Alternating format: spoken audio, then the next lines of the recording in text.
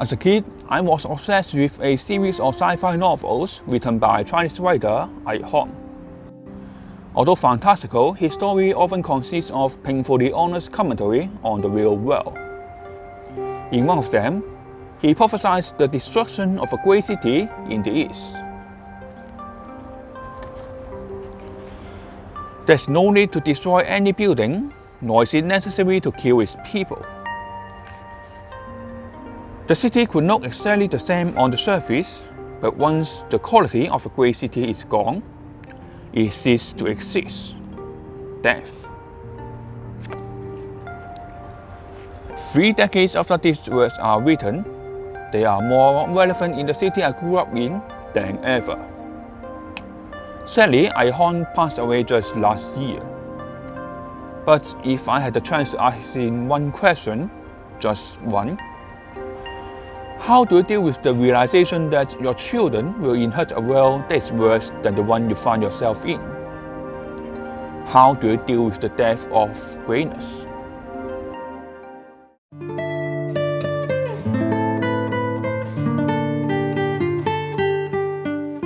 The 1949 play Death of a Salesman is about a lot of things. It's the reason why the play is still widely discussed after half a century. Everyone can find a little bit of themselves in there. To me, Death of a Salesman is about legacy, of what we achieved in our time and what it meant to those who come after. In the play, Willie Loman, an old salesman, had been chasing the American dream for his entire life. He did fine, nearly pay off his house, have a wife and 2 sons. But he never quite make it, not according to his own standards anyway. He is not filthy rich, he's not famous. He's just a 60-year-old salesman with a failing career. Yet, either from utter delusion or willful ignorance to reality, he held on to this American dream of finally being wealthy and well-known. Willie even projected this idea onto his son, Biff, a 34-year-old man who just can't seem to settle down on a career, lost, not knowing what he will do. And to Willie, this struck him as almost ridiculous. Lost. A promising young man get lost in the greatest country in the world. Despite his own failure, Willie continues to believe that success is guaranteed if one just put his mind into it. He still thinks it's true for him, and even more so for Biff. For he struggles to comprehend the idea that the American dream is not available for everyone. Not for him, and probably not for his son as well. At the end, Willie dies trying to give his family what he couldn't provide in life. Biff remains lost, and likely will not achieve anything his father thought he ought to.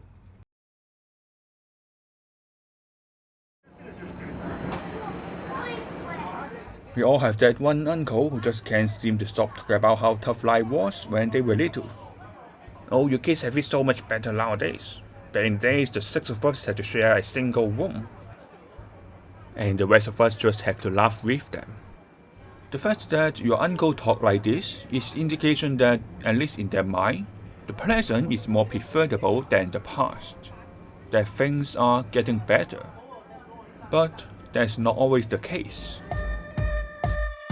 Since the 1950s, the world's total GDP has increased by more than 10-fold. Most of the world has seen huge economic upturn during the later half of the 20th century. One such place is Hong Kong. Since the 60s, the city has benefited greatly from its unique position between a coast of China and the rest of the world. At one point, Hong Kong is responsible for nearly 1/5 of China's GDP, while only representing 0.5% of the country's population. It was a time of prosperity. Banking, manufacturing, and the service industries are all booming. People are just getting filthy rich. The world even calls us Pearl of the Orient. Surely the children will inherit our success. Because we are special, right? Well, like in every story, good times never last.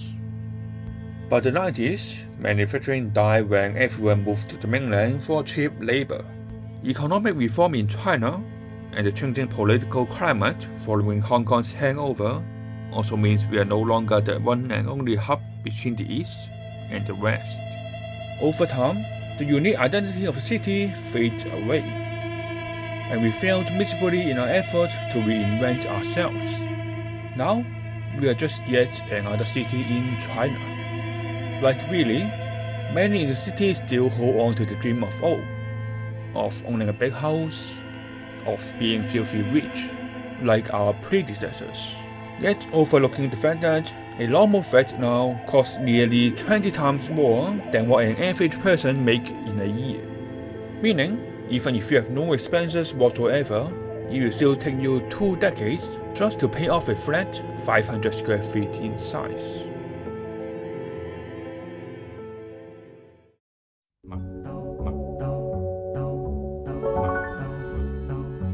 We all wish our children to be successful, to really become something. No one wishes the next generation, who grew up under the shadow of a glorious past, to become just ordinary. But sometimes, ordinary is all we've got. Chinese parents are often the subject of jokes for having unrealistic expectations for their children. Indeed, they hope for a lot of things, but all of them can pretty much be summed up by one proverb: 望子成龍, to reach one's child becoming dragon. Unlike dragons in Western culture, a dragon in China is a divine creature that traditionally represents great things, like the emperor. Yet, in the 2001 Hong Kong animated film My Life as Mad Dao, the kid is a pig. When we want to call someone stupid, we say 人頭豬腦, man's head with pig's brain. And this kid is a literal pig.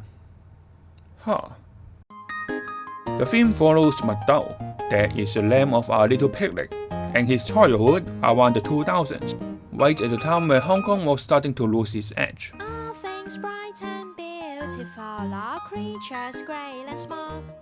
Even before Mad Dao was born, his mother already wishes him to be a lot of things. To be smart, to be handsome, or simply to have good fortune. Of course, she doesn't just make wishes, she also tries her best to nurture Mad Dao for greatness. Well as a lower middle class single mother could. Perhaps unsurprisingly, Mad Dao grew up to be a little fat, not very smart, maybe a bit below average. At the same time, the city was losing its relevancy. The economy was still feeling the effects of the 1997 Asian financial crisis. And it's not like they didn't try. Hong Kong won its very first gold medal in the 1996 Atlanta Olympics. Hong Kong, Lai Shan Lee. This event inspired Mad Dao to train for the Olympics, and partly motivated Hong Kong to bid for hosting the 2006 Asian Games. Neither of them came true. Mad Dao ended up training for a discontinued local event, and Hong Kong lost the bid to Doha, a city that, according to the film, no one has really heard of. The dreams are no more, yet life goes on.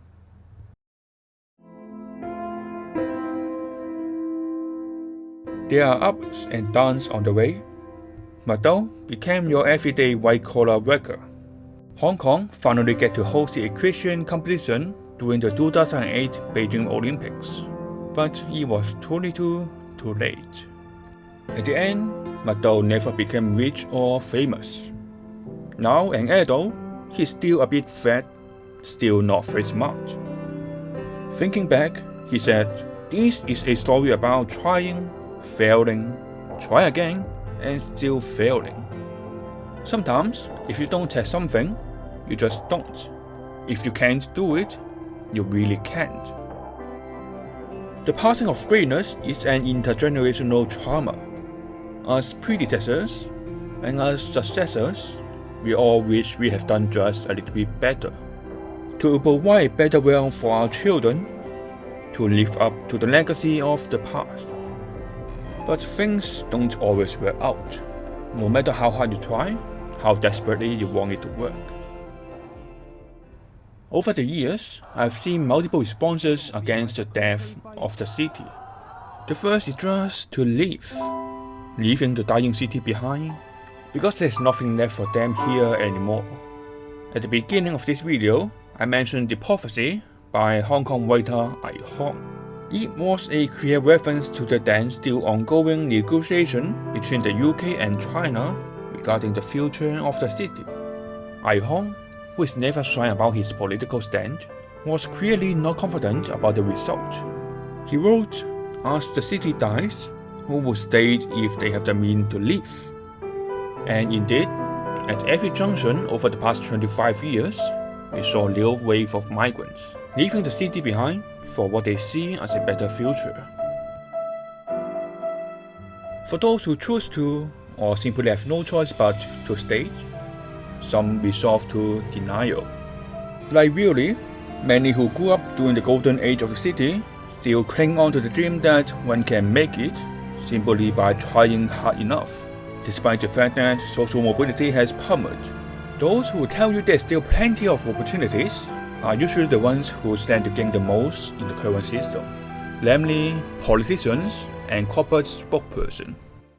But the third, and perhaps the most empathetic responses for most people, is a melancholic acceptance of the passing of greatness and the ordinary life. All things bright and beautiful, all creatures great and small.